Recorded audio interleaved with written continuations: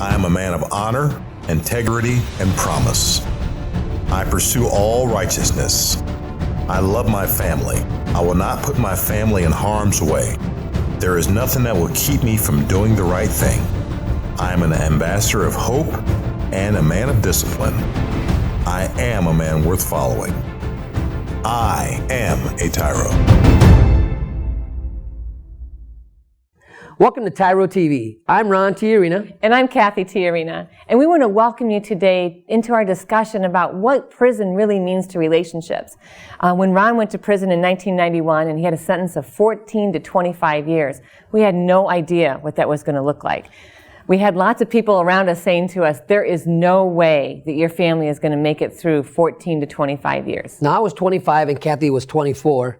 And 14 to 25, no understanding, we couldn't even conceptualize what that really looked like. And to experience that life, and looking back at it right now, it's just overwhelming.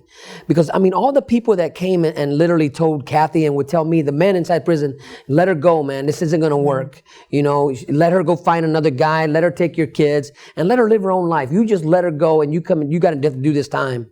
But I refused to hear that. Right.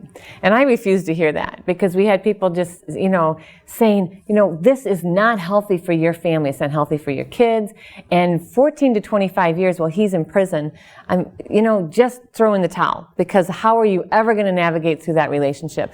But I am so glad that we did not listen to them. You know what? We not only didn't listen to them, but we made it a point that we were not going to become a statistic, that we were going to change and that we were going to make it. But it didn't happen overnight.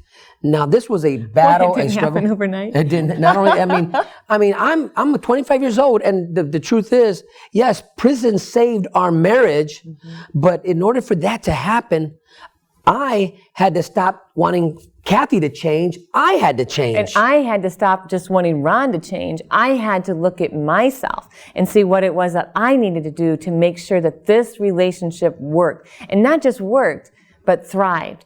Because one thing that I knew when you went to prison, I knew I didn't want to be in the marriage I was in that moment. And I knew I didn't want to have the relationship that I was having with Kathy in that moment. So to me, divorce was no option.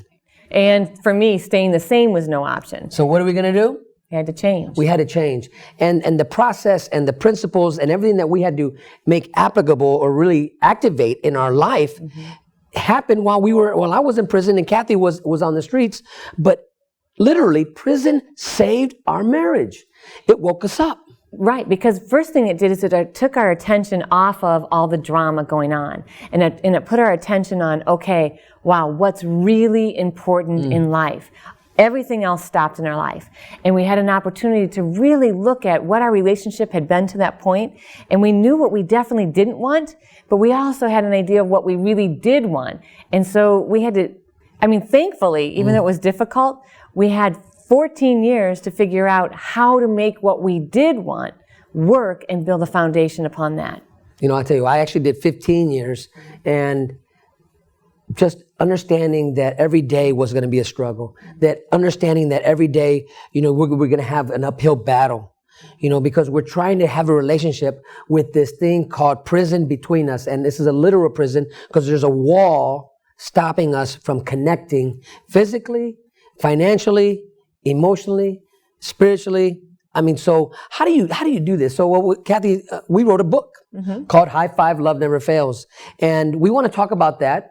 I want to talk about the principles that we learned that we put in this book so that it would help other couples that were going through anything, not just incarceration, but any struggle, any obstacle in their life. The principles that we learned over those 15 years are going to help you overcome those things and become stronger as a couple, stronger as a family, more connected and healthy. And the secret is to be able to activate these principles every day of your life. And that's what we hope that when you read this book, that's what you're going to get out of this. You know what? When you face something, you know what to do in any given situation. TYRO Dads will help you to see who you really are on the inside by coming to terms with your past, present, and future. You will begin to move forward by using your time on the inside to transform yourself. We know you are not the only one serving time. Your family is too. Overcoming the issues that existed prior to and during incarceration are often more than many families can survive. TYRO Dads has a unique method of reaching and healing families based on Ron and Kathy TYRO's own personal experience with incarceration. TYRO Dads works exclusively with incarcerated fathers who have minor children. The program lasts for 10 weeks and focuses on intensive character development. You'll be taught to take responsibility for your actions, to own it. You will be prepared to overcome the obstacles of your incarceration and transition back into your home and community, both successfully and permanently. Upon successful completion of this program, you will earn the title of TYRO, which means a warrior, someone learning something new. You'll be one of the honored, a man worth following. If you think you have what it takes to be a TYRO or just want to know more, contact your local Ridge Project facilitator or your caseworker. Hi, everybody. Welcome back to TYRO TV. I'm Ron TYRO. And I'm Kathy TYRO. And we've been talking about the book that we wrote, High Five, Love Never Fails, that really shares the principles that we learned through our 15-year journey through incarceration and how those principles can help any family overcome anything. You know, today, Kathy and I, we've been married 28 years. Woo! And I tell you, she still likes me. Or I like him again. You know, and I say that to say, we made it. And so can you. We know the struggles you're facing. We know, you know what, we're going to be real in this TV show. We're going to talk about the mind battles a man has in prison. And a woman has outside. And it's okay, because there is a remedy. There is an antidote. There is a cure for whatever we're going through. But in order to really seek out that cure and in order to really change things, you have to be honest about what the obstacles are. You have to really talk about, okay, what's really happening? What are the challenges that we're facing in holding our relationship together in spite of the incarceration? You know, I know firsthand living in prison that there's an unspoken rule. You know, we don't talk about our feelings. We don't talk about, you know, what we're really going through. You know, we put on what we call a false bravado or this facade that I'm tough and I'm okay. But I tell you, I remember when I was on that bus going to Lucasville, you know, the bus is full of men, big men, tough men, strong men. But everybody on that bus was silent. There was nobody cheering to go to Lucasville. There was nobody screaming, you know, I want to be the first one off and the first one in. There was no celebration. There was no joy in riding this bus to Lucasville. But the feeling in this bus was fear of the unknown. And that's a very similar feeling and experience as you come into the institution and you're waiting for your visit. And so you're in the visit room and there's no joy, there's no celebration. People aren't laughing and celebrating the fact that they're there. There is pain and there is grief and disappointment and even fear. Fear in the kids, fear, okay, what am I going to experience when I go into this visit? How is my relationship going to go? And so we want to talk about the impact of those things and that experience on your relationships. You know, one of the first struggles that I had to deal with as a man in prison and trying to maintain a relationship with you and have a relationship with the kids is insecurity. You know, not only do I'm dealing with my own disappointment, the letdown that I caused in you, you know, not being able to meet my duties as a husband or a father, because now I'm in prison because of, yes, even though I was wrongly convicted, I still put myself in this place where I couldn't be taken at my word. So my choices and actions in life led me to this place in my life. And I had to make a decision. Either I could become bitter or I could become better. And I chose to become better. I chose to look at penitentiary not being my mausoleum where they bury the dead, but become a monastery where I could start dealing with the issues that got me in a place where I couldn't be taken at my word, that got me in a place where I had to work every day with effort and discipline and all the principles that we're going to talk about to maintain a relationship with my wife, to not only to convince her that I'm changed, but I had to change because you can't snow the snowman, right? That's exactly right. And so while you were going through that on the outside, my greatest challenges and obstacles were isolation and loneliness.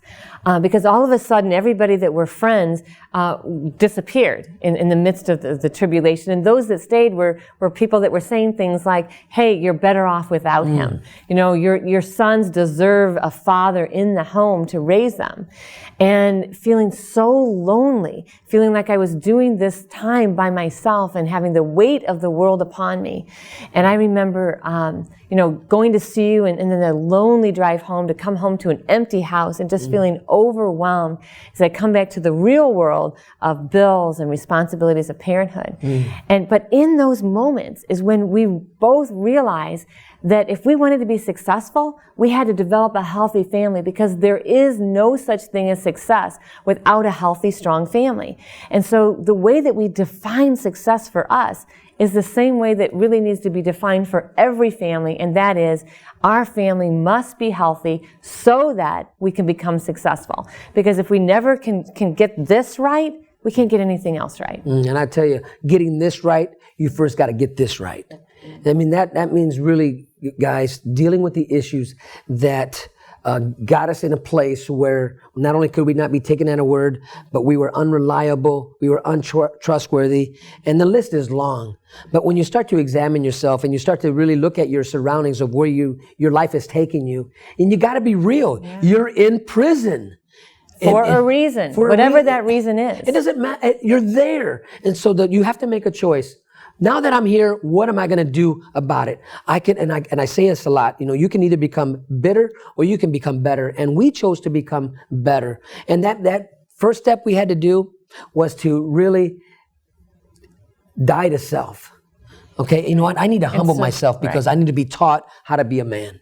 So as we come back in the next segment, we're going to talk about specific things that you can do to confront and overcome these obstacles. Stay tuned.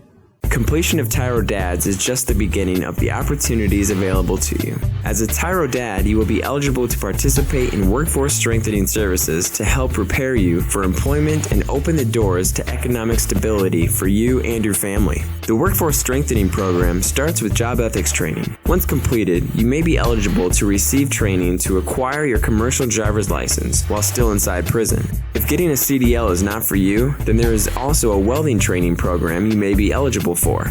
As more programs are being added, there really is something for almost everyone. If you think you have what it takes to be a TYRO or just want to know more, contact your local Ridge Project facilitator or your caseworker. Welcome back to TYRO TV. I'm Ron TYRO. And I'm Kathy TYRO. And today we've been talking about our book, High Five, Love Never Fails, and the obstacles that we had to overcome in order to learn the principles and the secrets to a successful relationship that we wrote about in our book. And the truth is, prison saved our marriage. I mean, it really defined who we are today because we were able to make a conscious decision. I want to change. I want what we have to be gone. I want to start all over because clearly we broke something. Or just we both came in already broken. Because we didn't fall into love, we fell into lust. And so we didn't have a firm foundation to build a lifetime together. And that's the truth right there. Literally, I remember when I saw Kathy for the first time in that mindset. And really, what I thought was love was lust. And when I saw Ron, I said, oh, I will have him. And I let her have me. So that's pretty much how it went. You know what? That's a good way to segue to go into this. Guys, listen. Your lady out there, the woman of your life, the woman who has your children, the woman who says she's waiting for you, she is not waiting to have sex with you. That is the farthest thing from the truth. And I remember nobody goes through this emotional trauma just for sex. And so the idea that your relationship is just built upon sex, you have to cast that down and you have to begin to build a solid foundation that will support this relationship and the value of it. I know all you guys in there think that you're the one, you're the best, you're the stud and all that, and that thinking is what got us locked up. That thinking is what we qualify as being a narcissist. It's all about you. The world revolves around you. And we have to kill it. You have to kill that and kill it again. Every time it tries to creep its ugly head, that you start to think about, when you're throwing a temper tantrum, you know. We quickly realized that we didn't have a solid foundation, that our foundation was built upon something fleeting or something that when we came wasn't into going this, to support a we lifelong came into our relationship broken, but we didn't know we were broken.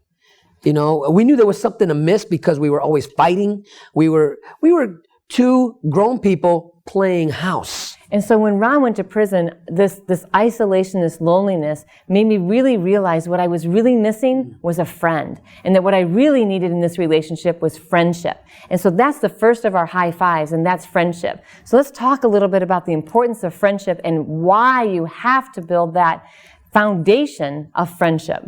The reality is, narcissism, if you're a narcissist, you have no friends. Because what we do when we're a narcissist, we have no friends. We use people. Everything is objectified. We're objectifying people for one purpose only: what's in it for me. And so I had to die to that mentality. I had to really be honest with myself that that's the only way I saw you. I always objectified you, that you were there to serve me. And I wasn't a friend. So now that I know what a friend isn't, what is a friend? A friend is somebody who cares, who will listen, who will learn together, who can laugh together. Mm-hmm. But I had to literally stop thinking about me and really stop to think, who are you? So I had to ask the tough questions like, hey, what's your favorite color? You know, hey, the tough questions. The tough questions. You know, what do you like to eat? You know, do you like dancing in the rain? You know, the songs and all those. You know, because I remember back in the '70s when the song "Reunited" came out, and those are songs that that said something to me as I was growing up. But I never incorporated them in a relationship. So when we would come on a visit, I had to really. Today, I'm going to be Kathy's friend. I'm not going to ask her for money. I'm not going to ask her for a food box. I'm not going to ask her for a clothes box. Right. I'm not going to try to see what's in it for me. Right. In order to really be a friend, the second of the high fives is faithfulness. So if we really want to be friends, then we have to be faithful to each other. And in so many ways, before Ron went to prison, there was not faithfulness in this relationship. And that faithfulness meant how we protected each other, how we showed love or honor to each other. You know, one of the ways, fellas, that you can really be faithful to your lady is she has to know that her name is safe in your mouth. I tell you, you know, before we became friends, her name wasn't Kathy in my mouth. I would call her all types of other names, but it wasn't Kathy. And guys, you know what I'm talking about. You know what I'm saying? And that isn't friendship. That's dictatorship. That's a bully. And all of us are bullies. If you're in the joint, you were bullying somebody. And that's a hard truth to hear. But if you're in prison, who are you bullying? And then who are you still bullying now? Because in our relationship, I bullied Kathy. I treated her like she was my, I don't know. And you can add object, right? Yeah, my object. And so that brings us to our third of the high fives, and that is forgiveness. Because we aren't perfect. And there's going to be times that we're going to fail. There's going to be times that we mess up and we're like, gosh, darn it, I shouldn't have said that. I shouldn't have done that. And so if we have friendship and we're doing our best to exemplify faithfulness, then forgiveness comes much easier because we care about what the other person thinks and we care enough to offer and to receive that forgiveness. So forgiveness is powerful because I know in our arguing, even our disagreeing, we were growing up on the telephone. You got a 15-minute conversation and it would go from worse to worse, you know, from worse to hell. And then you want to call back. You know what I'm talking about, guys? Oh man, I messed up. It was all about me. And you would call back and you would hope she'd accept the charges. And when she did, please forgive me. And so now the next 15 minutes, you're copping deuces. You're doing everything you can to, you know, whatever your motive is, you want her to forgive you. Yes. So we've got the first three of the high five, and that is friendship, faithfulness, and forgiveness. When we come back, we're going to finish telling you the last of the high fives. The next two, stay tuned.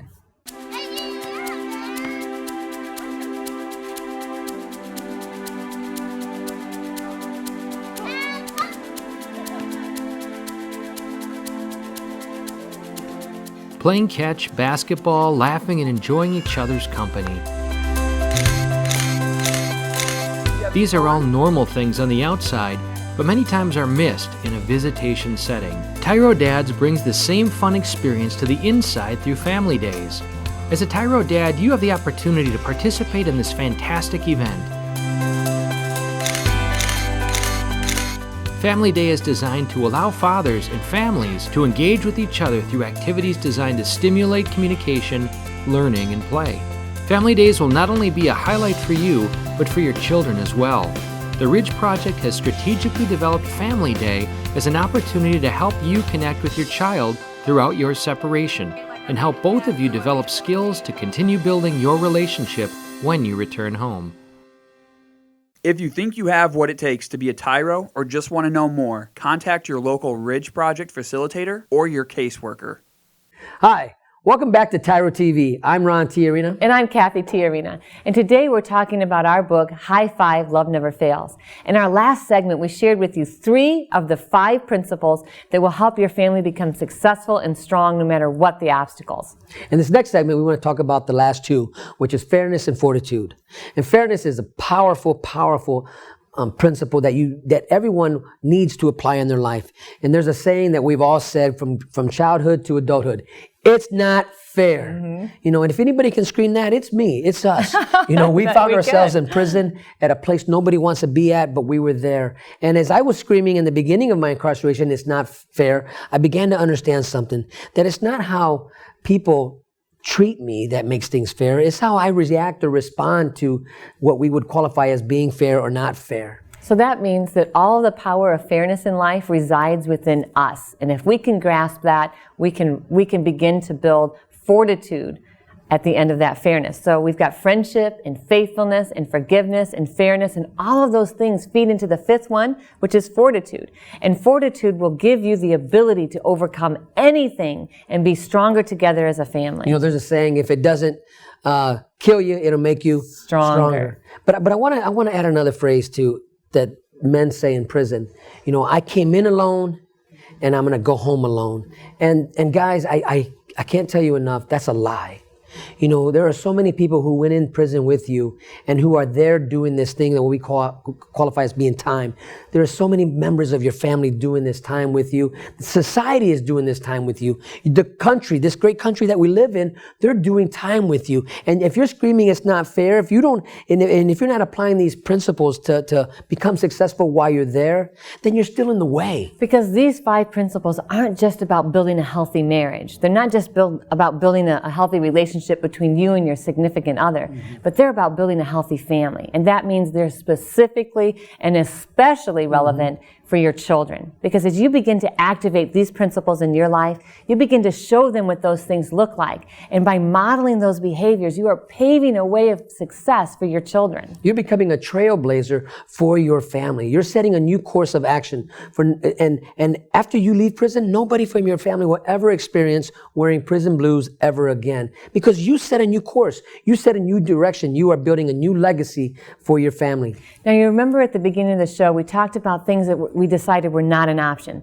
And so we decided divorce was not an option, but we also decided that staying the same could not be an option. And that's what you have to do. You have to make a decision that doing what I've always done is not working, and I cannot continue to do that. So that leaves you with only the last option, and that is an option to change, and to change for the better. And change is scary. Mm-hmm. You got your peers around you, your friends. Let me give you a quick challenge, guys. There's a challenge here. When they call chow, right? And it's your unit's turn. Just sit back. Can you sit back and be the last one out that door? Or are you going to run with the herd, which we qualify as being herd mentality? Are you going to run with them to be the first one at the door, to be the first one in chow, so you can get the piece of cake? Or whatever you're qualifying, or whatever you're telling yourself you're doing it. But you're running with the masses. Can you be the guy who says, you know what? I'm not going to run anymore. I'm going to walk. I'm going to wait. And if I'm the last one to chow, that's okay. But now what's going to happen is when you decide to make a change in your life, the guys that are around you that aren't willing to start making this change, they're going to become your critics. They're going to become your haters. They're the ones who's going to say, man, who do you think you are? Oh, now you're watching TYRO TV and you want to practice what TJ's saying, or what they call me. So you want to do what they're telling you to do? The answer is yes. Yes. I want to change. I'm going to do what Ron and Kathy TYRO are saying to do because we're doing it. These are the there things. is no true success without healthy relationships. And so if you cannot develop healthy relationships, you will not be successful. You want to be successful and you want your children to be successful, then you must begin to practice these principles. Over the coming weeks, we're going to break down every one of these 5 principles. And we're going to give you specific actionable items, things that you can begin to do even from behind the gates to instill these principles in your family. We practice these principles every day, but is it easy? No, it's not. Not always. It's not. But practice makes permanent. And if you continue to practice these principles, your life will change for the better. We guarantee you that. But if you start to add different ingredients like manipulation, right, coveting, you start to become a liar again and all these things, all bets are off. Right. You cannot continue to live your life focused on selfishness. And so we hope that you will join us in the coming weeks to learn more about friendship and faithfulness and forgiveness and fairness and fortitude. You know, until next time, but you know what? I love this woman. She has helped me become a great man. And I know the people in your life are rooting for you, and they too will help you become great, great men for the family. Thank you for joining us on TYRO TV and for making us part of your journey. And remember, we are rooting for you.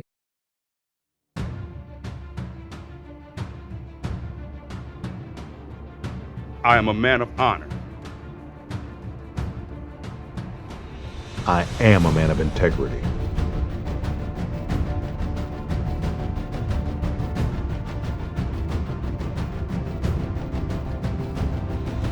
I am a man of faith. I am the antidote. I am a man of discipline. I am a leader. I am strong.